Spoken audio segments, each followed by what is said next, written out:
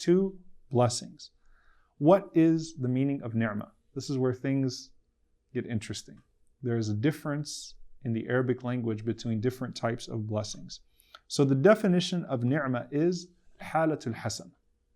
It's to be in a good situation. Halatul hasan. It is the opposite of al-bu's, which is misery in the Arabic language. So the Prophet ﷺ mentioned that a person who had the hardest life would be dipped into a na'im. Jannah is called a na'im, the blessing, and would be told, هَلْ رَأَيْتَ بُؤْسًا قَطْ? Have you ever seen any misery? And he would say, no, I've never seen it. I don't know what misery is. From one dip in Jannah, which is na'im. So ni'mah is the opposite of misery. Now in the Arabic language, there are some words that mean more when they're used alone, but when they're used with something else, then it takes on a very specific meaning.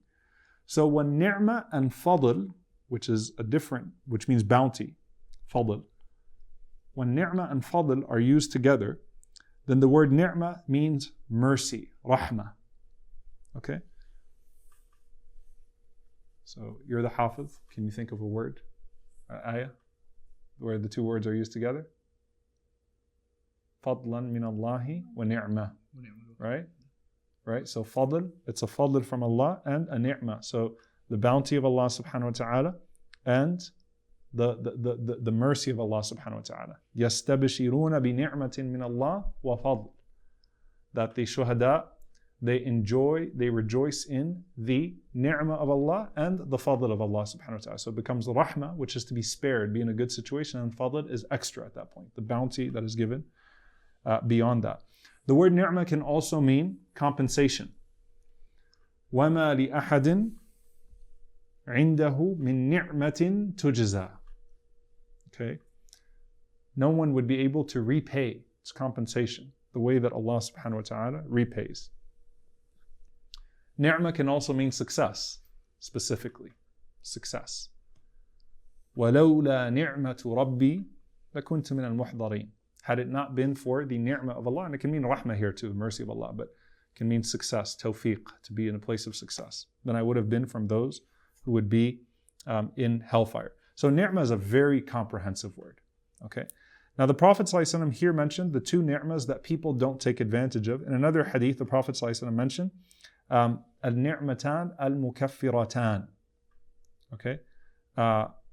The two blessings that are not acknowledged, they're not recognized.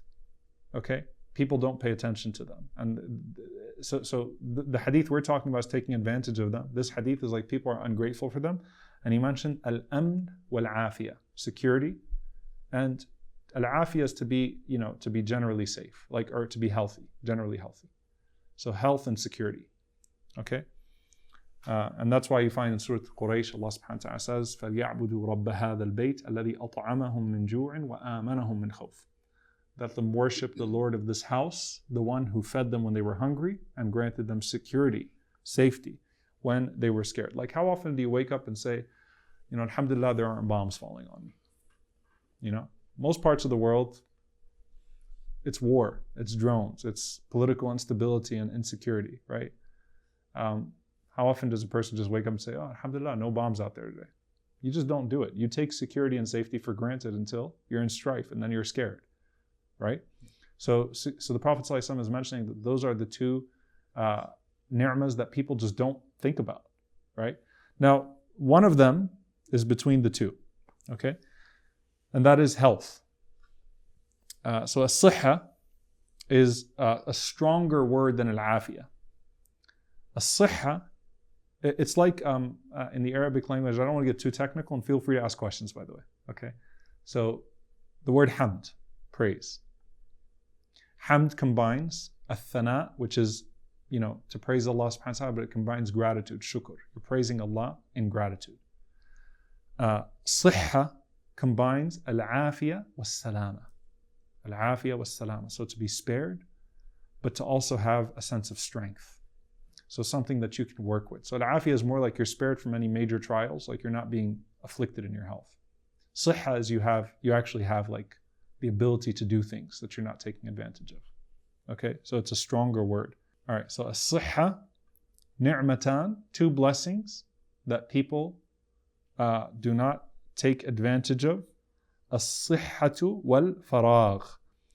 Al-faragh is free time. But it's not just free time.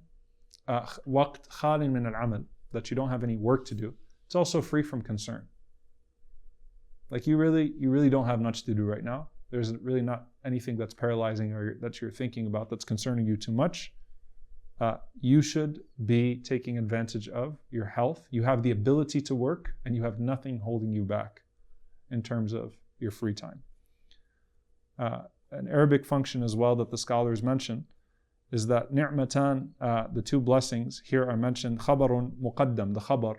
The blessings are put first in the Arabic language. A typical Arabic structure would be as-sihhatu wal-faragh, would mention as-sihha and al-faragh, health and free time. Ni'matani maghbunun fihima kathirun min an-nas, are two blessings that people don't take advantage of. But the blessings are being mentioned first to stress the importance of those blessings.